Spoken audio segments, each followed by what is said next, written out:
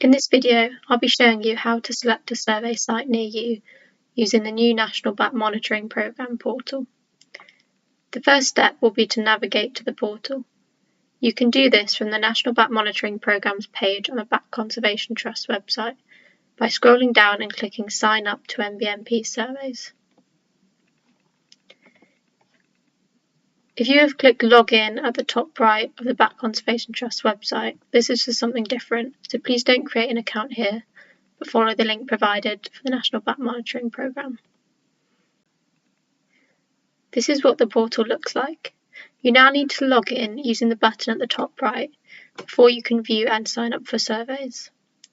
If you haven't previously created an account with us, you will need to create a new account first by clicking Register.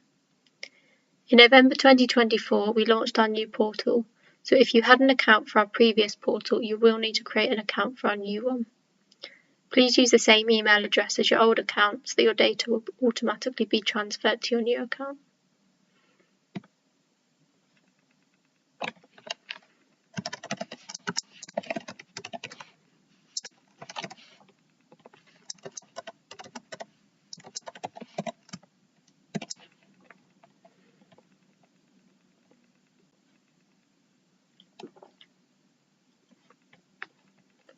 Once you have signed in, click on My Dashboard. If you are signing in for the first time, then you will be asked to input your personal details. The next step is to sign up for a survey.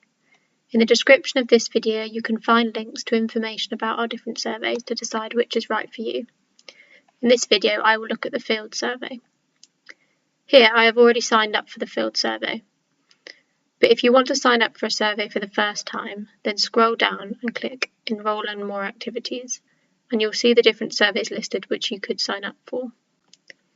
Find the survey you want to sign up for and tick Become a Volunteer in this survey. Then scroll down and click Add Activities. Once you've signed up for a survey, you can access it by clicking the button View and Edit My Survey Data next to the relevant survey on My Dashboard, or by scrolling to the top of the page and clicking on the survey in the drop-down under NBMP Surveys. Now you are signed up for a survey, the next step is to select a survey site.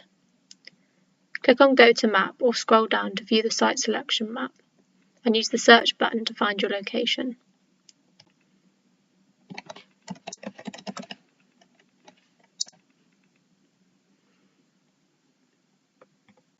Here I'm looking at Exeter.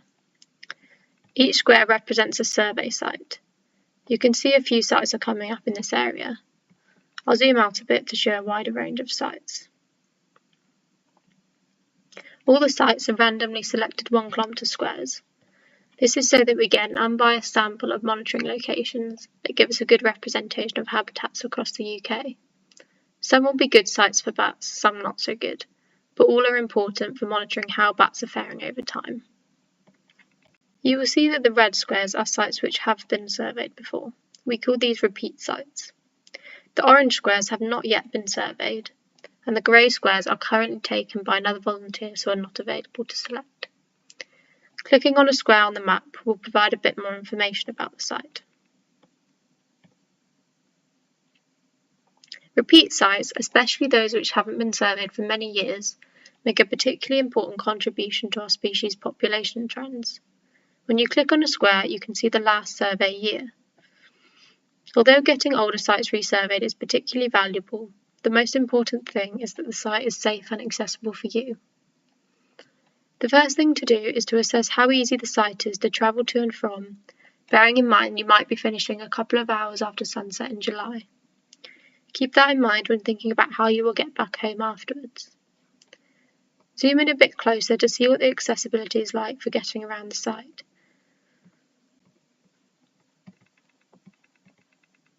For some sites, you may also be able to see the survey route, which has been digitised by another volunteer.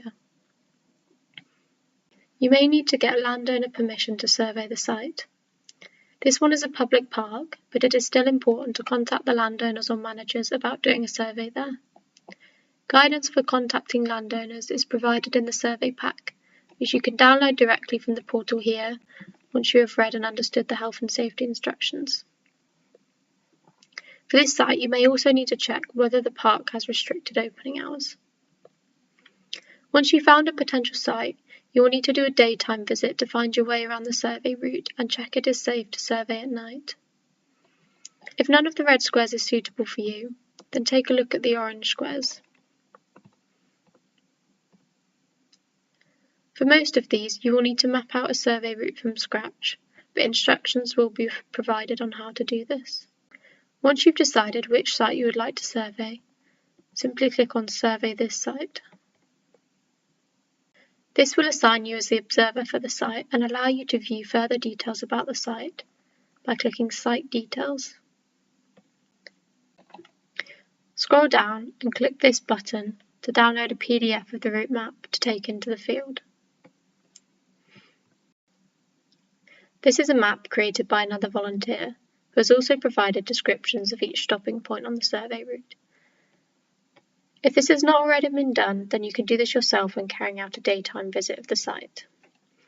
If you would like the resources, including the transect map and spot descriptions, printed, but are unable to do this yourself, then go back, click Back to Sites, and tick this box, and we will send these to you in the post the month before the survey is due to take place.